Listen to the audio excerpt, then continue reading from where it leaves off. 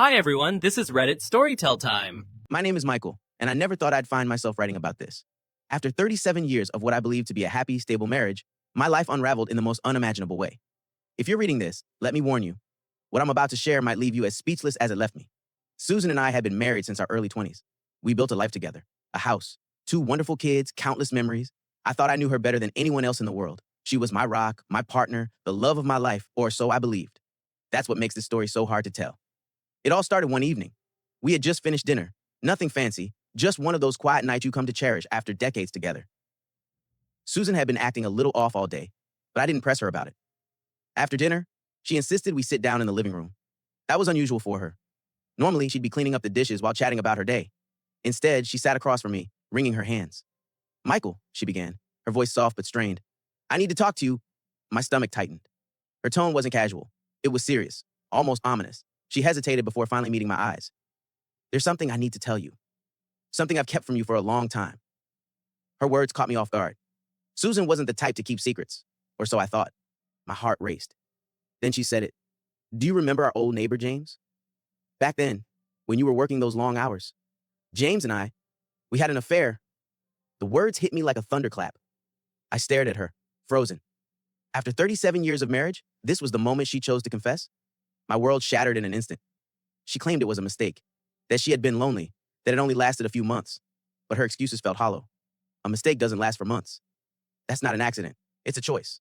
I demanded answers. Did she love him? She swore she didn't. She insisted it was never about love, just selfishness. And then came the twist that made it even worse.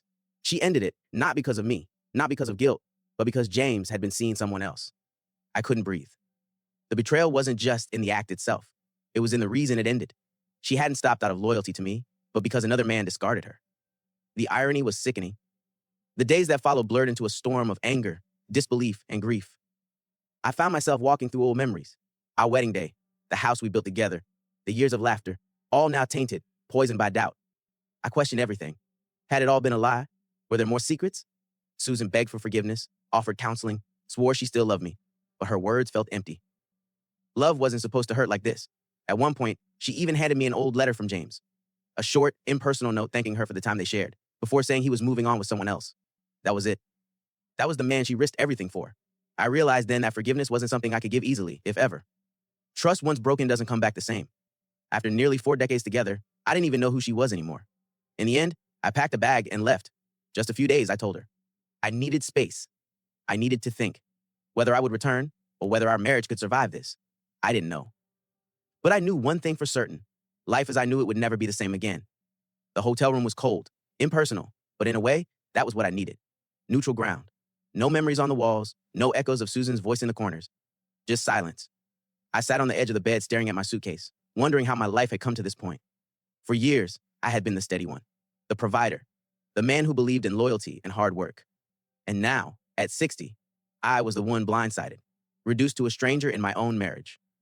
I tried to sleep, but the hours crawled by as my mind replayed every detail of Susan's confession.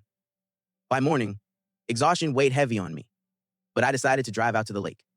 It was a place I'd gone to fish, to think, to find peace. The water was calm, reflecting the early light, but inside me was nothing but turbulence. I thought about calling my kids, but what would I even say? How do you tell them that their mother, our family's foundation, had cracked the bedrock we'd all been standing on? I stayed there for hours, caught between rage and sorrow. Forgiveness, people say, is a gift you give yourself. But how do you forgive someone who shattered nearly 4 decades of trust? And what about the years in between?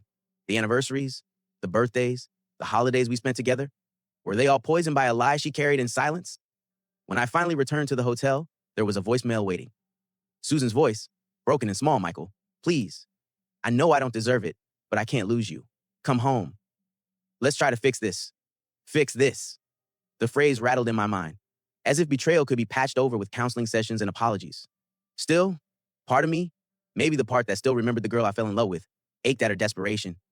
But another part of me, colder and sharper, whispered that walking back into that house would mean surrendering my self-respect. That night, I stood on the balcony overlooking the parking lot, the city lights stretching into the horizon.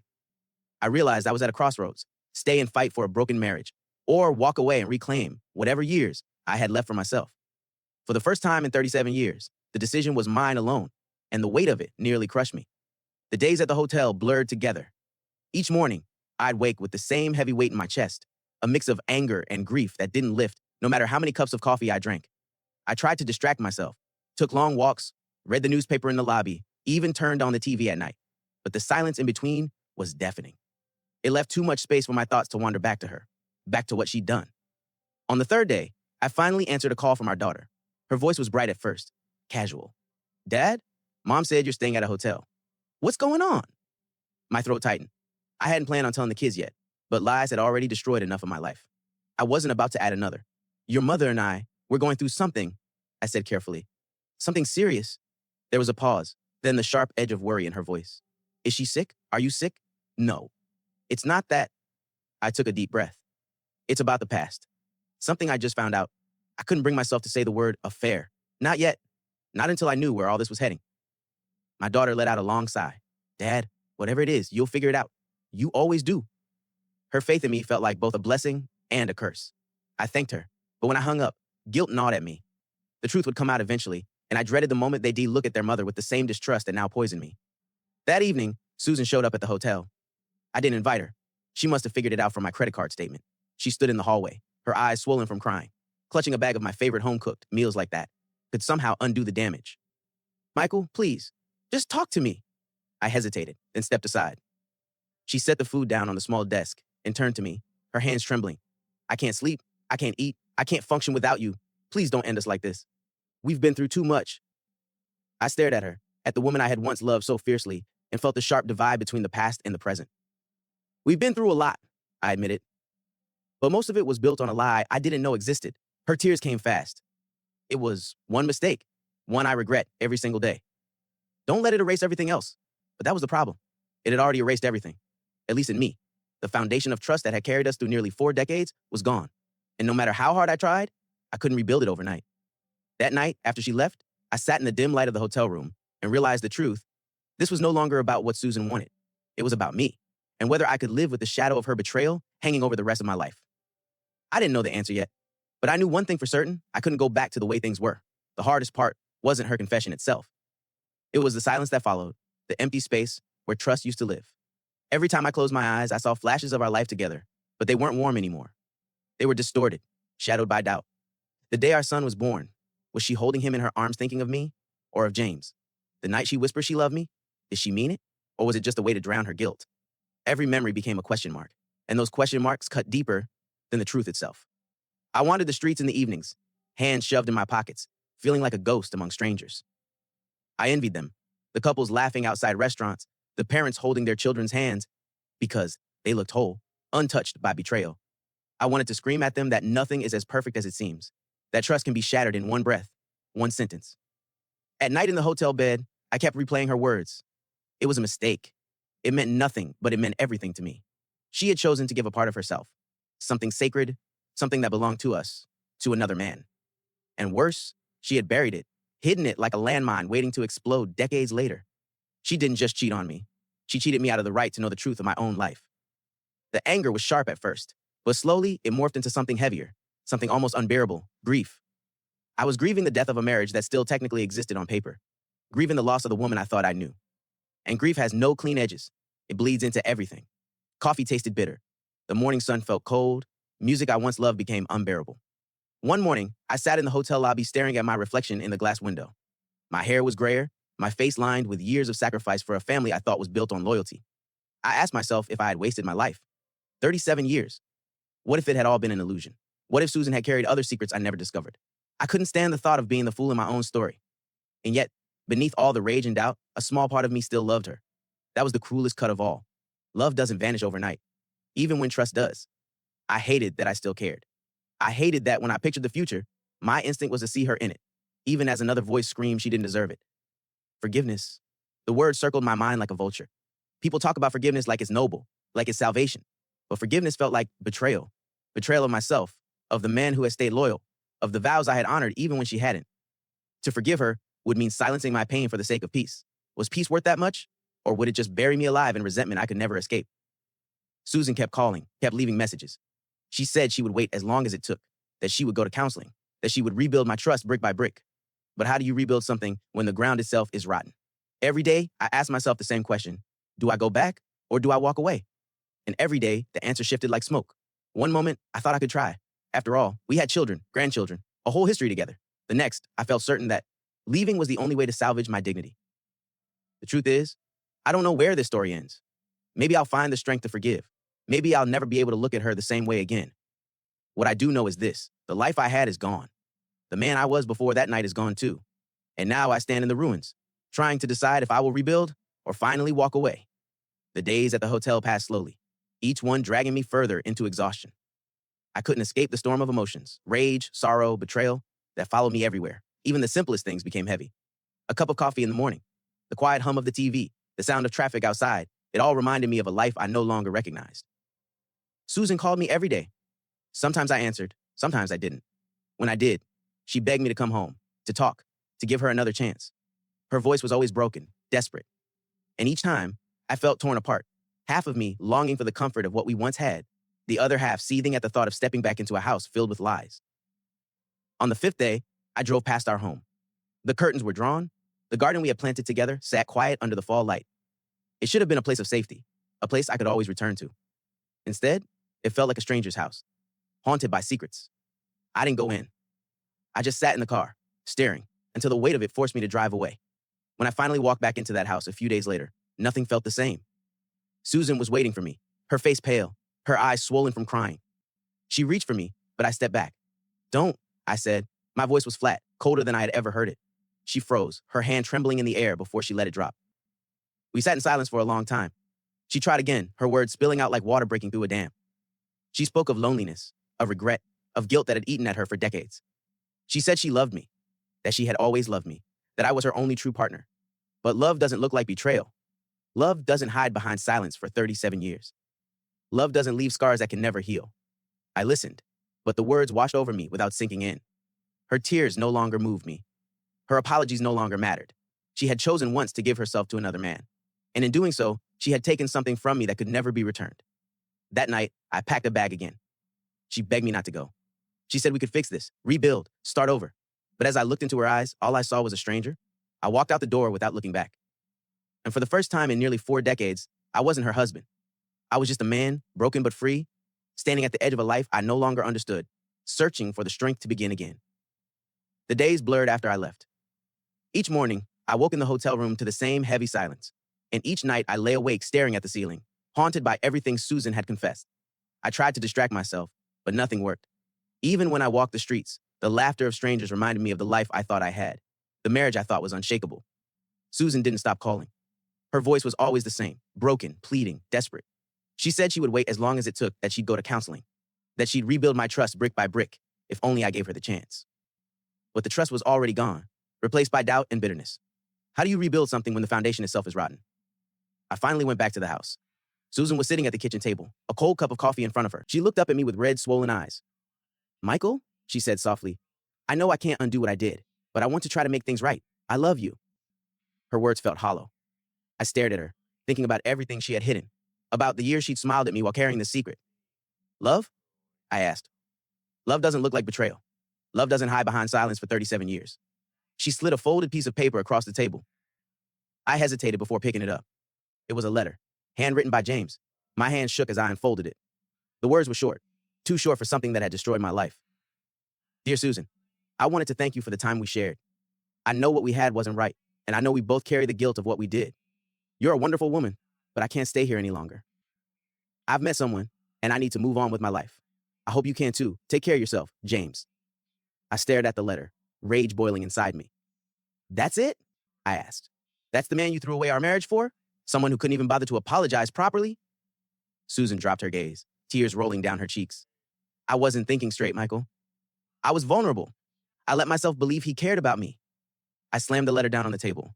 "You believed he cared about you. What about me, Susan? Did you even think about me? About our kids? About the life we were building while you were sneaking around?" She tried to meet my eyes, sobbing. "I thought about you every day.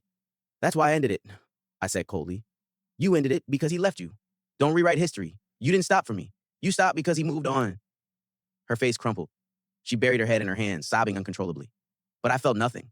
Her tears, once my weakness, no longer moved me. I sat there, staring out the window, wondering how many years of my life had been built on lies. Later that night, I sat alone by the lake, staring at the still water. Every memory of Susan replayed in my mind. Our wedding day, the children we raised, the holidays we spent together, but now they were poisoned. I asked myself if there were more secrets, if James was the only one, or if she had buried other truths so deep I would never uncover them. The worst part was the timeline. 37 years of marriage, and for almost all of it, I had no idea this betrayal existed. How do you process something like that? How do you reconcile the woman you thought you knew with the stranger sitting across from you now? Forgiveness felt impossible, like betraying myself. And yet, leaving felt like tearing my own skin away. I stood at the edge of two lives, one filled with broken trust, the other filled with uncertainty, and I had no idea which path to take. Eventually, I stood up and made my way back to the car. I didn't feel any better. I wasn't even sure I felt anything at all, but I knew I couldn't sit there forever. I had to face her again, had to figure out what came next. The drive home was quiet, the hum of the engine the only sound breaking the silence. My mind was still racing, but I forced myself to focus on the road. I needed to get through this one step at a time, even if I didn't know what the next step would be. When I walked back into the house, the atmosphere was heavy, almost suffocating. Susan was still in the living room, sitting on the couch with her knees drawn up to her chest. She looked up as I entered, her eyes filled with a mix of hope and fear. "Michael," she started, her voice barely above a whisper. "I'm glad you're back. I was so scared you wouldn't come home." I didn't respond right away. Instead, I took off my coat and sat down in the armchair across from her, keeping deliberate distance between us. "I came back," I said finally, "but I don't know if I'm staying." Her face crumpled at my words, and fresh tears streamed down her cheeks. "Please, Michael, don't say that. I know I've hurt you, but I'm begging you to give me a chance to make things right." I let out a bitter laugh. "Make things right? How exactly do you plan to do that, Susan? Can you undo the affair? Can you erase the years of lies and deceit? Because unless you figured out how to turn back time, I don't see how you can make things right."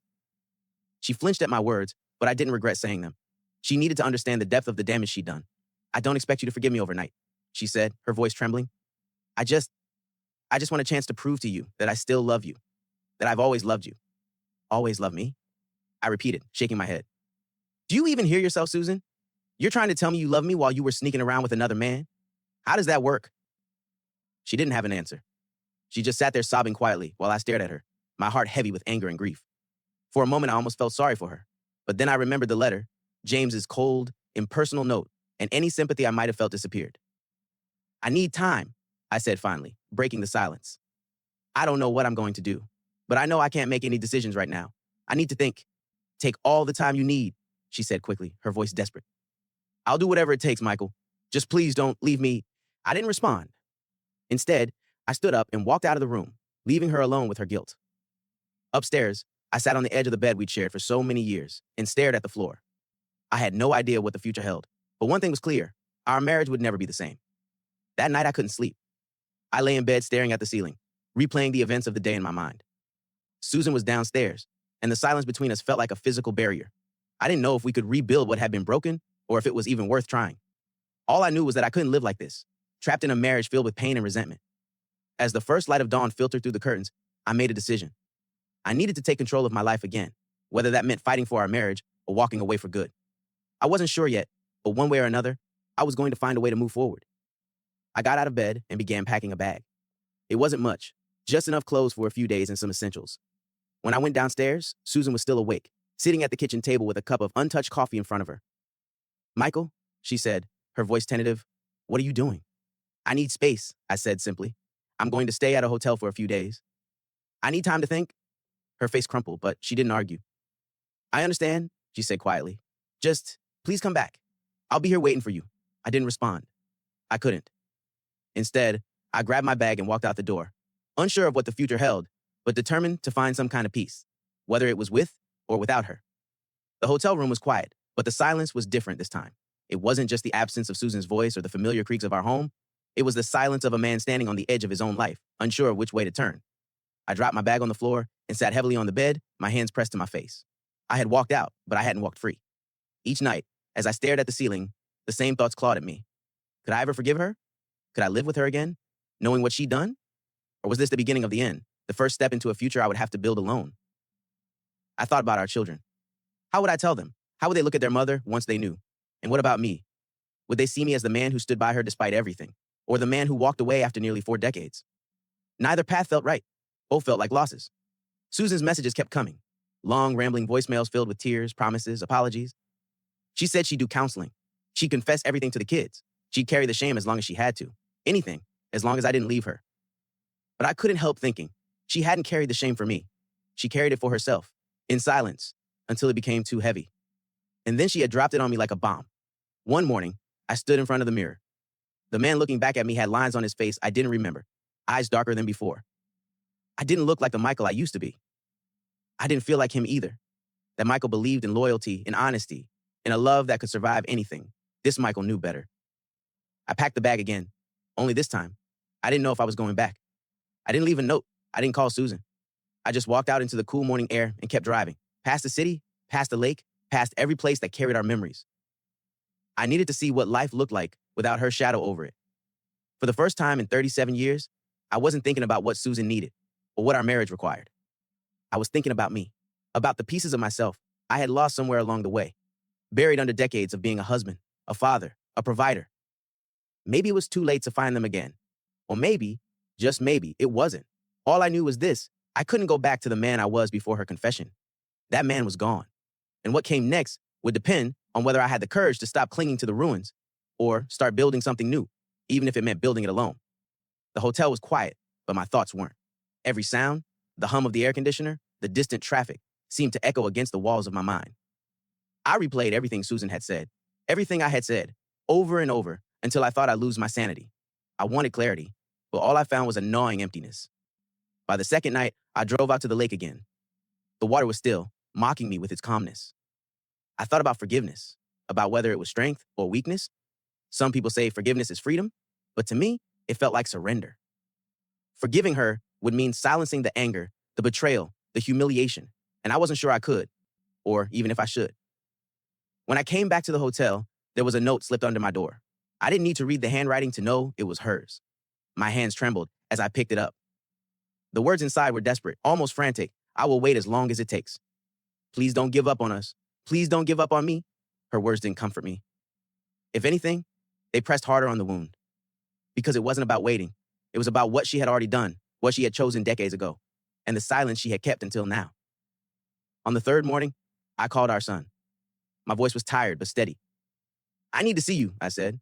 When we met at a cafe, I looked at him, so much of myself reflected in his face, and I felt the weight of what I was about to say. I didn't tell him everything, not yet. I just said his mother and I were going through something serious, that I needed space. He nodded, worry clouding his eyes. Whatever happens, Dad, I've got your back. Those words nearly broke me, because in that moment, I realized this wasn't just my pain or Susan's guilt. It was our whole family's future hanging in the balance. When I finally returned home, Susan was waiting in the kitchen, pale and exhausted, her hands wrapped around a cup of coffee gone cold. She looked at me as though I were the only lifeline she had left.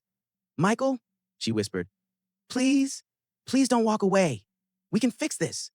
I stood there, staring at her, my bag still in my hand. The silence stretched between us like a canyon. I didn't move.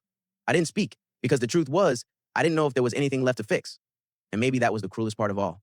Not the affair, not even the decades of silence, but the uncertainty of whether the love that once defined my life had finally died, or if it was still buried somewhere beneath all the rubble, waiting to be found.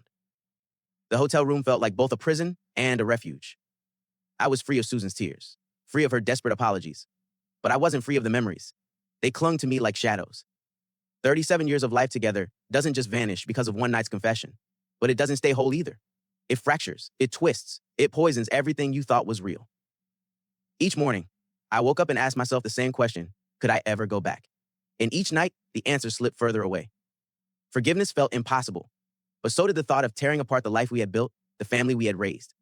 I was caught between two worlds, one filled with betrayal, the other with emptiness. Susan kept her promise. She didn't push, didn't show up at the hotel again. She just waited. Her messages short and quiet. I love you. I'm here. Please come home. But home wasn't home anymore. It was a place haunted by lies, a place where every wall whispered questions I couldn't answer. Did she ever think of James when she was with me? Were there other secrets I never knew about? Was I blind all those years? Or just too willing to believe in the story I wanted? One evening, I drove past the house again. The lights were on in the living room. I could picture her sitting there, waiting, clutching her coffee cup like it was the only thing holding her together. For a moment, I almost stopped, almost walked back through that door. But I kept driving, because walking back into that house meant stepping into the ruins, and I still wasn't ready to decide whether to rebuild them or leave them behind. So here I am, a man in his 60s, standing at the edge of everything he thought he knew, staring into a future that feels like a blank page. Maybe one day I'll find the courage to choose, whether that means forgiveness or final goodbye. But tonight, all I can do is sit in this silence and ask myself the question that never stops echoing. Was the love of my life ever really mine at all?